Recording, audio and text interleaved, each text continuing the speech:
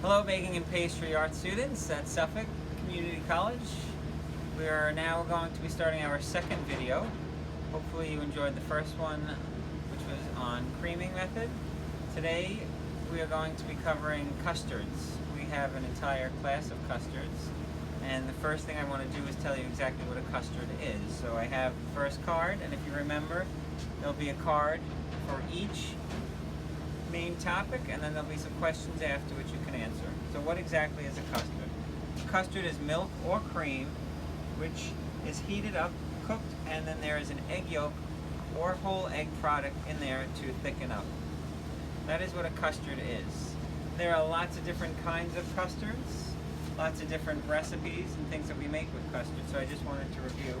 Starting with, we have a creme brulee, which is a custard in a little cup. Many of you are familiar with that. We have a flan.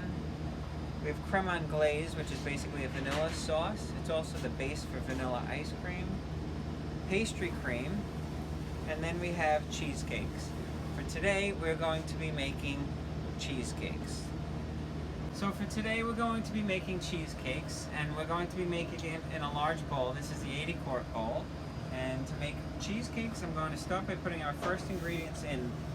First ingredient is going to be our sugar, and our next ingredient is going to be cream cheese. Because we're making such a large batch of it, we start with two 30-pound blocks of cream cheese going into the mixer with the paddle, and we'll press that down, raise the bowl, and then start creaming just as we did with the last recipe. Okay, we have our cream cheese in, and now we can start our mixer. So we're going to make sure, as always, that the mixer is on stop so we don't hurt ourselves. And then as the bowl is going up, we're going to turn the paddle on and start to cream this. We're always going to start at a slow speed, and then once that is starting to come together, then we can raise the speed of the mixer up by 1.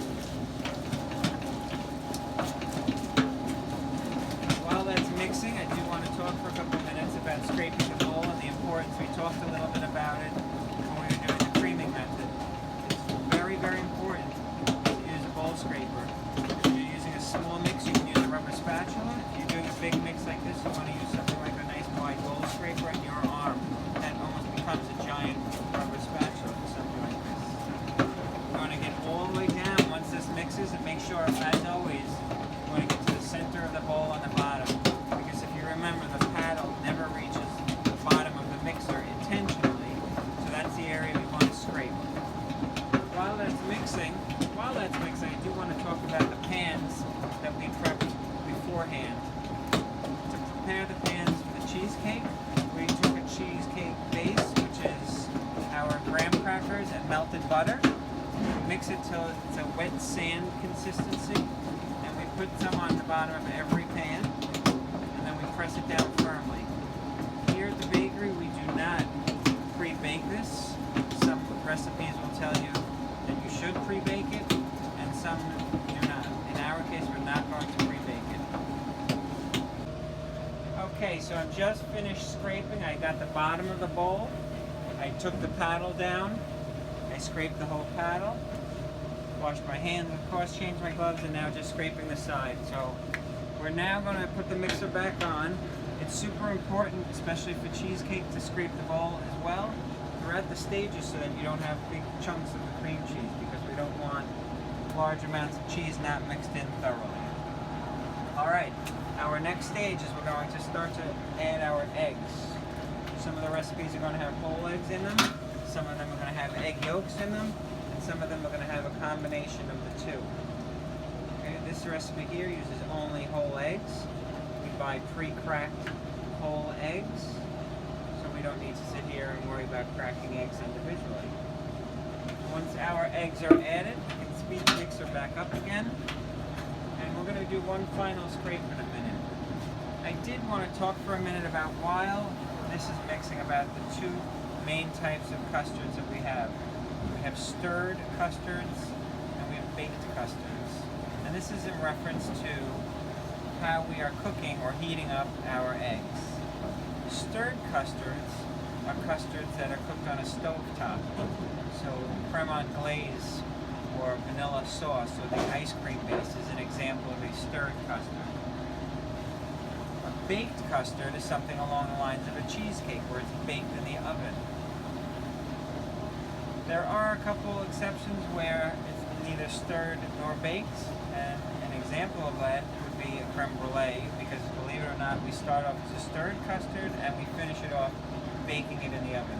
So you're going to see there are one of those two, or in the case of the creme brulee, it's going to be both of those are the ways that we're going to cook our eggs for our custard. Everything else in here is ready to be added, except for our heavy cream. We're going to just stop the mixer and we'll scrape one last time. Okay, we did one final scrape just there. The last ingredient that we're going to add is our heavy cream. Alright, we're going to add all of our heavy cream. I do want to remind everybody that if you have the mixer on a high speed and then you add a liquid to it, make sure that you lower the speed of the mixer. Otherwise, when you turn it on at high speed, you're going to have it all over the place. Alright, so we're going to lower the speed. We're going to add that cream in there. You can get a nice shot of that if you want to get a close-up of what that looks like. Okay, and once that cream is mixed in, we can raise the speed up a little bit. As I said before, we have our pans. Our pans are all set to go. So the next thing we're going to do, now that this mix is complete, is we're going to lower the bowl. We are going to set up by the oven our cream cheese mix here, our pans, and our water bath. You can see the paddle is nice and clean. It doesn't have big pieces of cheesecake, of cream cheese all around it. So that's perfectly scraped all the way down to the bottom of the bowl. Alright, so we'll see you next to the oven in just a couple of minutes. Alright, so we're getting ready to pan up our cheesecake now. So the first thing we're going to do is we're going to have our pans set on the sheet pans. And as we talked about before, we're going to have a water bath. I'll talk about that in a minute. So I have my pan with each one of these cheesecake bases sitting in there.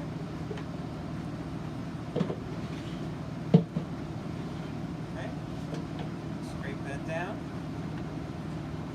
And we'll fill it right up to the top. And that looks like it's all the mix. Once that's done, we can move on to adding the water for the water bath.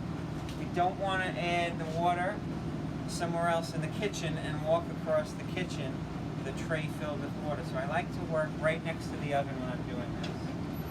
So we're going to open up our oven. We're going to take our cheesecakes. I have the pan right into the oven, and that's where I take my water, and I am just going to put it on there. Now we're going to talk about the water bath. The water bath has two purposes. The first one is it's going to add some moisture to the oven and to the cheesecakes indirectly, and that will in of itself help them from drying out, which often happens with cheesecakes, and you get big cracks on the top. The other purpose it has is when the heat from the oven goes right onto the side of the pan, it's going to get the pan very, very hot. So then what happens is the edges of the cheesecakes cook rapidly. The center is not going to cook as quickly, and you'll have a raw center. The outside, in order to cook the middle, you'll keep cooking and cooking and cooking, and then the outside becomes dry. So we want to stop the heat from the oven directly from hitting this, and one of the ways we do it is with a water bath. So we put the water on the pan. We only need to fill it up about a quarter of the way, and then we're done. I do have a card here just to talk about the water bath, because this will be one of our last cards. The water bath adds moisture. It also prevents the edges of the pan from getting too hot. And we'll see you on the other side when the cheesecakes are coming out. Okay, everybody, it's time to check our cheesecakes and see if they are ready to come out of the oven. So a couple of points I want to make. The first is don't forget that you have the water bath.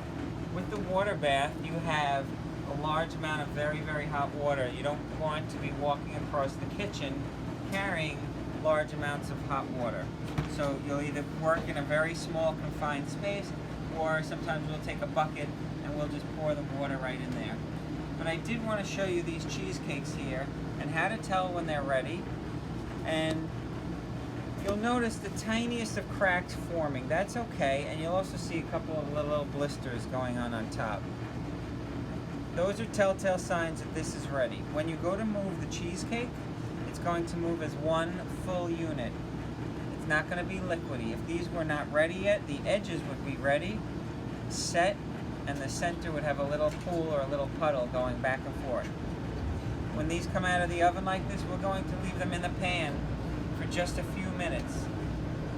If you leave them in too long, they're going to stick and we're not going to be able to get them out. If you take them out too quickly when they're this hot, they are going to fall apart on you because the structure hasn't formed yet. So there's kind of that nice middle time when the pan is still very warm, but you can touch it to invert them, get them out. Okay? We're not using a springform pan. I want to be clear on that. The springform pans that some people use at home are not really practical for commercial applications because if there's any kind of dent in them, they get banged around, anything like that, the water is then going to break into that and ruin the cheesecake when you have the water bath. So we avoid the springform pans, and taking them out when they're still hot will get them right out. 1, 2, 3. Hello everybody. Okay, we are now at the final stage, and this is the trickiest of all of them. It's removing the cheesecakes without destroying the cheesecakes. As I mentioned before, we want to make sure that the cheesecakes don't sit too long. If they get too cold, they're going to stick to the pan and we're not going to be able to get them out. If we take them out when they're too hot, they're going to fall apart because there's not enough structure. So, I like to say if you can hold it uncomfortably like that, it's time to take it out. Sometimes I'll put a little bit of sugar just on the top. That's so that it doesn't stick to our styrofoam base here. And all we have to do is take the pan and gently turn it over. And when we lift this up, the cheesecake should come perfectly out, just like that. And while it's still sitting there, I'm going to put another one on the bottom. And in one fell swoop, we're going to go 1, 2, 3 over, and there is your perfect cheesecake.